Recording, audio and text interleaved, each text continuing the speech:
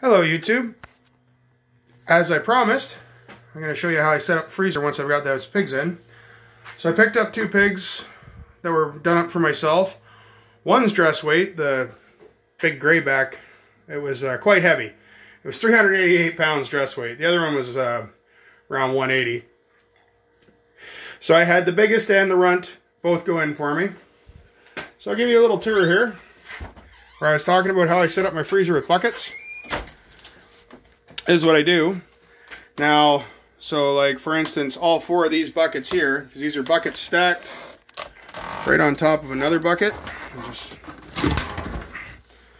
So they're labeled and in spots so I know where they are. And the reason some don't have lids is because I either don't have lids or they're on top, so I don't really need a lid for them, because when I do that, my kids just, you know, leave the lids in the freezer till I empty the whole freezer and find a stack of I don't know how many lids. But to all you bacon lovers out there, I got about 2.5 of these. They used to be butter buckets full of bacon, and a bucket and a half full of pre-made sausage I had made up. Got about 3 buckets of ham steaks, 1 bucket of back ribs, and the bucket underneath that is spare ribs, and it's jam-packed full. 4 of them buckets full of ground pork, and a full bucket and almost a full bucket of pork chops. And I got the tenderloins and a bunch of roasts over here and other stuff all underneath. I still got lots of room in the freezer, and to move some space around, which is good because, well, this freezer is pretty much full. But I got room in the downstairs freezers for everything else. But I gotta say, guys, these buckets, for instance, like this one came from Dairy Queen. But they're food grade buckets. I use them for tons of stuff. And I like them to stack them in those cube freezers, so that way you can find everything very easily.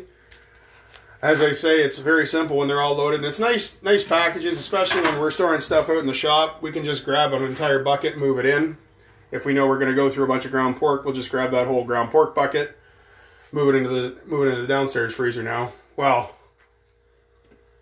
actually, probably where the next pig is going is in the downstairs freezer, so we'll have a similar setup in the downstairs freezer as well. But even with your regular frozen food, like we've had these buckets full of bags of like frozen corn and frozen peas and stuff like that, and as long as you label them and have them stacked up really nice, I mean, granted, the buckets do take a bit of their own space up, but man, is it the little bit of space I lose for using those buckets, it's amazing for how easy and simple you can find stuff, especially when you send, for instance, my son, who you can't find a wall in front of him some days.